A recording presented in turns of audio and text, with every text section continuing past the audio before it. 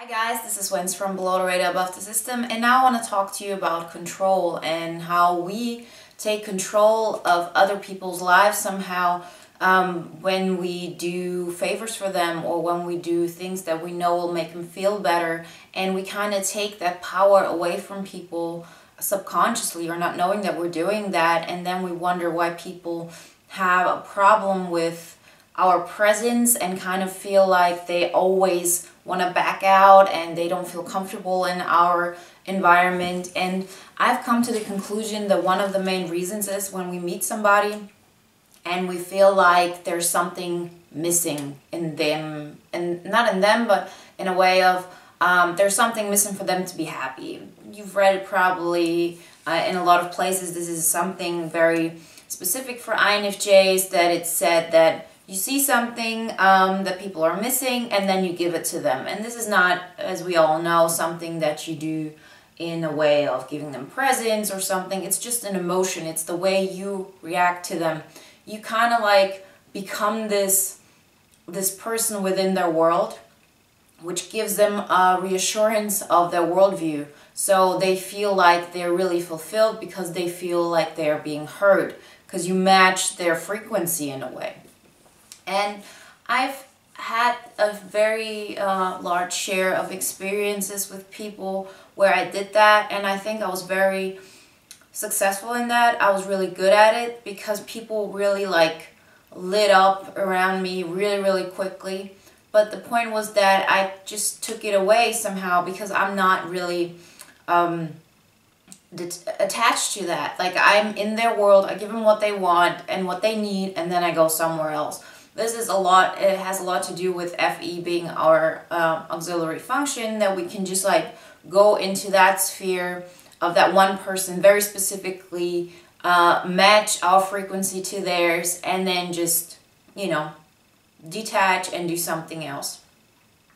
And in a lot of ways I have experienced that it's counterintuitively hurting others because you make them feel that they're not in control of their happiness. And it's a small or it's like a thin line between understanding what is really being beneficial for others, what is not. And in a lot of ways we can't really distinguish if we're doing that in order just to make the others feel good, but also to make ourselves good in a way that we know, well, you know, I'm worthy because I can make life worth living for that one person. And so it's a really difficult task to kind of like change your approach of I'm doing that and expecting something in return, because that's what we all do. There's the dependency that comes with it, that I can give you what you need, so now you have to like me, or I can give you what you need so we can be friends, or, you know, I feel that by me helping you, I feel worthy. And you can just look around in your environment and the friends you've chosen, and I can tell about myself when I look back up to like 3 years ago, when I kind of really started to change how I approach life and how I do all those things. Everybody around me sort of had mental, I don't know, difficulties is hard to say, but people with depression, people with hard circumstances in their life, people with really just tough kind of like inner states. And it was very obvious for me to see, and we attracted each other very often because I gave them what they needed, and at the same time they gave me a purpose, and they gave me a worth without me having to go out and reach so many people, without me going and having to really use my SE, because it would have been enough to have like one person, maybe two around me, like at the maximum level, where they're just, you know, they have really tough lives, and I come in, I make them feel great, and that alone gave me a lot of confidence.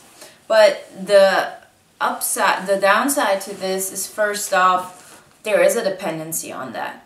What do you do in a situation when those people pull you down to such an extent that you feel like you cannot take it, and you let them go, and they see that it was all a facade? Because it is a facade. It's not who you are. it's who you are with that one person, but it's not like you're attached to that and that's the only thing you can live. And at the same time, they know that, well, they're not in control of their own happiness. You are in control of their happiness. An outside force is, the reason for their happiness. And this is just confirming everything that we've been living, which is this living in this dogma where society tells us what we should feel like, who we want to be, how we want to accomplish some things, and us just kind of like keep playing that role of, yeah, on the one hand we give people what they want, but on the other hand we do that. We don't give them the control of their lives. And it was a very big switch, as I said, and I've talked about it in a lot of videos, but not from this specific perspective, that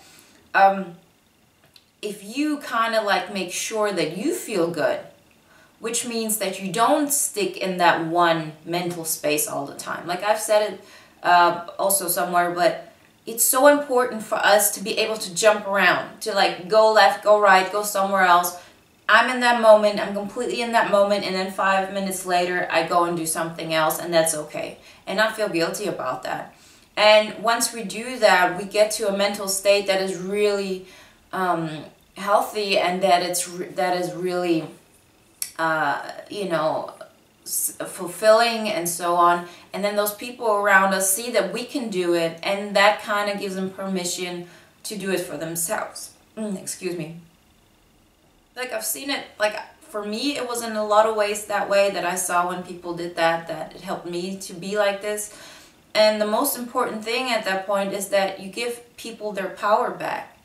And it can be scary because, well, what would they need me for then? Like that's how I define my entire worth at all, just to be there to make others feel good about themselves. And now if I'm not the one doing that, but they can do it for themselves, then why would they even want to hang out with me? That was my thought before, but what I realize now, that actually the relationships are much better, they're much more authentic, they're much more honest, because there's not this dependency, there's not this, well, I feel better because you do something and you give me what I want and then you can take it back. Because at first people don't realize that you have that power to just take it away. Once they do see that, that's when they get really frustrated, and that's when they judge you so harshly and so on. And it's not even something we realize most of the time. So we just like go somewhere else with our mental space, and we just take away their serenity, and it goes like we give it so quickly and then we take it back, and we just kind of like do it like it's no big deal. And it's not to us, and it's something we have to learn and not feel guilty about, but not in order not to get in situations like this where you hurt people that way, and to create that kind of dependency, just let them be. Like, be brave enough to let go of having people be dependent on you. Have them find their own happiness, and just like having you in your life because you inspire them to live their own happiness, to do that. And it's a much healthier way, and it's a lot more balanced, and if you try it out, you'll see how much it really works. So I would say the most important thing is just to remember that you're not, by giving people what they want, you're not helping them help themselves. You're just giving them the illusion that it's okay right now. But what they actually need is for them to realize that they can do those things that need to be done for them to have control over their happiness. Because it's a different thing if oh, okay, I'm happy when I'm with her or when I'm with him, they give me what I need. That doesn't make people self-confident. There's always this dependency. Those are people who more likely will lash out, who are not secure in themselves and so on. And this is just not people, like, we all are like this. The more we have control over our own happiness, the less we allow negative stuff in, but at the same time, the more we can give, because there's always the security of, I can take care of myself, I don't need you to like me, and so I can be more honest and really more kind than nice. So yeah, that's what I wanted to say about that topic. I hope that helps you out. If you like the video, please give it a thumbs up, subscribe to the channel, and yeah, you can connect with me through all my social media and go check out the book. And thank you for watching. Until next time, bye. By being as authentic as possible, but also knowing that people have to go through pain and through all this, that person will feel bad about themselves, and then what's gonna happen? Well, now that I've gone through that, and once I've